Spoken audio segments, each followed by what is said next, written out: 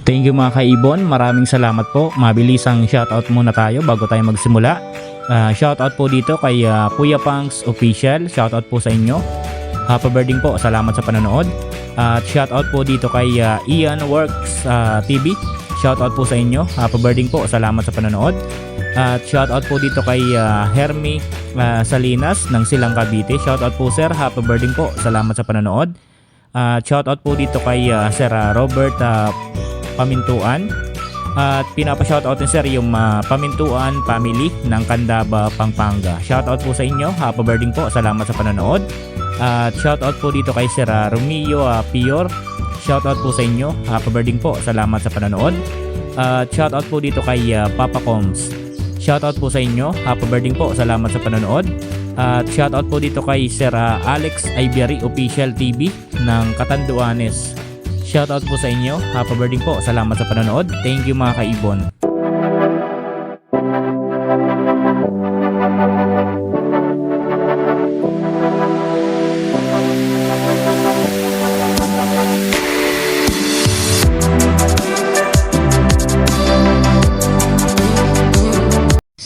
Thank you mga kaibon, maraming salamat po. Welcome back sa YouTube channel natin. Kumusta po kayong lahat mga kaibon? For today's video, ang pag-uusapan natin mga kaibon, yung mga naging tanong sa akin ng mga kaibon natin. Meron tayo ditong 5 na katanungan na sasagutin mga kaibon. Itong 5 na katanungan na sasagutin natin, patungkol po ito sa mga parisan mga kaibon. Babanggitin ko po kung anong parisan ang tinatanong sa akin ng mga kaibon natin at sasabihin ko po kung ano ang magiging ID ng mga painakay ng mga parisan na tinatanong po sa akin ng mga kaibon natin. Itong topic natin mga kaibon, tamang-tama po ito para sa mga kaibon natin dyan na newbie sa pag-aalaga ng mga ibon. Dahil kung meron kang parisan na kagaya ng babanggitin ko, sana po magkaroon ka ng konting kaalaman at konting idea kung ano ang magiging ID ng mga painakay ng mga breeder po ninyo. Ito po yung una na tanong sa akin ng kaibon natin. Ano daw ba ang magiging ID ng parisan na green opaline cock at ang kapares Lutino na hen? Mga kaibon, ang ganitong klase ng parisan, ang magiging ID ng painakay ay 6-link opa hen, split ino, and then split opa, split ino.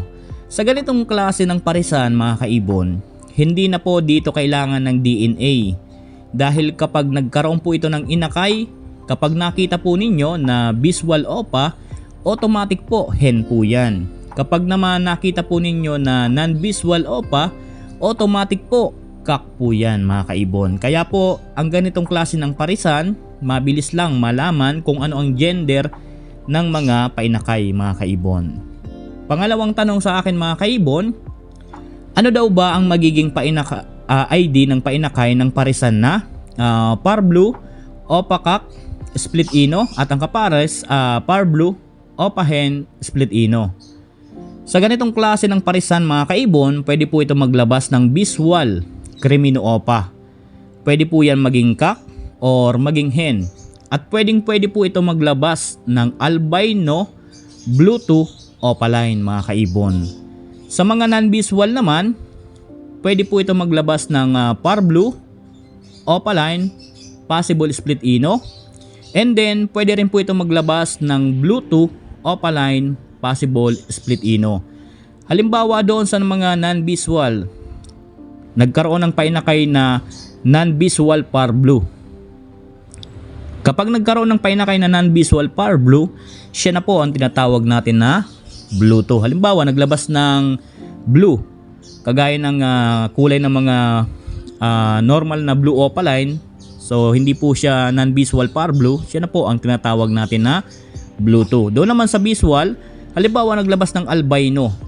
So, yun na po ang tinatawag natin na albino Bluetooth opaline. So, napakaganda ng ganitong klase ng parisan mga kaibon dahil pwede ka dito makapagpalabas ng visual na Bluetooth opaline and then non-visual Bluetooth opaline. Pangatlong tanong sa akin mga kaibon, yellow bulls opaline split ino na cock at ang kapares Lutino opa na hen. So napakaganda ng ganitong klase ng parisan. Ang ganitong klase ng parisan, pwede po yan maglabas ng Lutino Opa, pwedeng mag-cock, pwedeng mag-hen. Pwede rin po yan maglabas ng Yellow Bulls Opaline Split Ino. Pwede rin po yan maglabas ng Green Opaline Split Ino. So napakaganda ng ganitong klase ng parisan mga kaibon. Pang-apat na tanong sa atin mga kaibon, Lutino Cock at ang kapares Pale Palo na hen. Ano daw ba ang pwedeng maging ID ng painakay ng ganitong parisan? Ang ganitong klase ng parisan, lahat po ng iaanak po nito Split Ino, Split Pale Palo. So yan po ang magiging ID ng ganitong klase ng parisan na Lutino Cock at Pale Palo na hen. Ito pong panghuli mga kaibon na tanong, Project Lutino Opa ito na budget meal. Ang parisan mga kaibon, Green Split Opa Split Ino na cock at ang kapares Yellow Bulls Ino na hen. Ang ganitong klase ng parisan mga kaibon, Project Lutino Opa rin ang ganitong klase ng parisan. Pwede po ito maglabas ng Lutino na hen. Normal Lutino lang po. Lutino na hen lang po.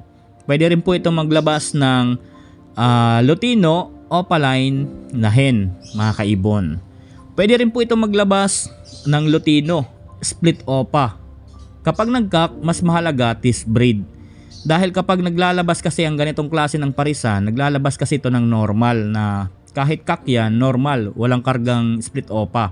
Kaya importante ang test breed sa ganitong klase ng parisan. Kapag nag-test breed kayo sa ng ganitong klase na cock, ipares nyo agad sa mga meron dugong opa kagaya ng opa hen, split ino, para makita nyo agad kung kumarga ba yung pagiging split opa ng tatay doon sa mga naging anak na cock.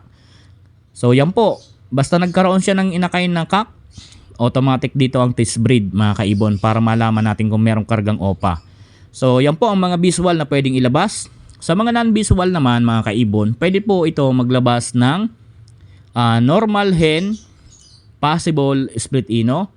Pwede rin siya maglabas ng opaline na hen, possible split ino. And then pwede siya maglabas ng split opa, possible split ino. So doon naman sa mga cock, another test breed uli yan para malaman natin kung sino talagang merong kargang split opa doon sa mga nagiging anak na cock mga kaibon. So ito po yung 5 katanungan na tinatanong sa atin ng mga kaibon natin. Marami ang nagtatanong nito. Halos ito ang nakikita natin ng mga tanong sa mga comment section natin. Yung mga magiging ID ng mga parisan mga kaibon. Dito sa mga parisan mapapansin ninyo, wala po ako ditong nilagay na kulay mga kaibon. Wala tayong nilagay na kulay dahil hindi naman natin sure kung anong kulay ba talaga ang mga pwedeng ilabas ng ganitong klase ng parisan. Kaya hindi tayo naglalagay ng kulay. Pero kung meron halos ang mga parisan ng to ay nakapokus sa green and then far blue, so expect nyo na halos kapag ang parisan ninyo kagaya ng green opa, for example, tas pinares ninyo sa Lutino, pwede yan maglabas ng green. Automatic maglalabas yan. Pwede yan maglabas ng Yellow Bulls mga kaibon. Sa kulay wala tayong binanggit dahil hindi nga natin alam, dahil sobrang hiwaga ng pag-aalaga ng ibon. Hindi natin alam kung anong kulay ang ilalabas. Pero sa base sa karga ng dugo ng mga breeder, so doon tayo nang sigurado kung anong magiging ID. Kaya pinukusan ko yung mga magiging ID ng mga painakay, hindi po yung kulay. So kapag nagkaroon sila ng painakay, kung ano yung binanggit kong ID, yun na po yun mga kaibon. Sa mga kaibon natin na nagtanong, maraming salamat po. Happy birthday po sa ating lahat. God bless po sa ating lahat mga kaibon. Thank you po.